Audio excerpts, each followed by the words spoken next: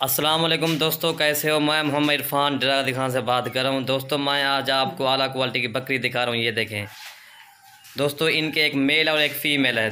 दोस्तों वीडियो जाने से पहले मेरे चैनल को सब्सक्राइब करें, लाइक करें और दोस्तों का शेयर करें। ये देखें माशाल्लाह, एक मेल और एक फ़ीमेल है। ये देखें माशाल्लाह, इनके नकोड़े देखें, इनके कान प्योर गुलाबी चीज़ हैं। ये देखें इनके होंठ, इनकी आँखें, ये देखें दोस्तों प्योर गुलाबी हैं। ये देखें नकोड़े वाले बच्चे हैं ये दोनों माशाल्लाह।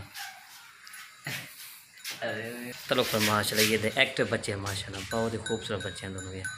ज़्यादा खिलावे ये फिल्म खीर पर। ये देखें माशाल्लाह खीर पिलाने को। दोस्तों इनका 3 लीटर दूध इनका है माशाल्लाह। ये देखें माशाल्लाह अक्ते का। हाँ दोस्तों, जो भी पहले रब्ता करेगा डील उनके साथ ये करेंगे।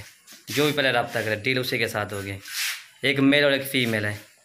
खोले यार दोस्तों, मेरे चैनल को सब्सक्राइब करें, लाइक करें और दोस्तों का शेयर भी करें। ये देखें बच्चे आपको दिखाता हूँ माशाल्लाह, बहुत ही अलग क्वालिटी के बच्चे हैं। ये देखें एक्टिव बच्चे हैं।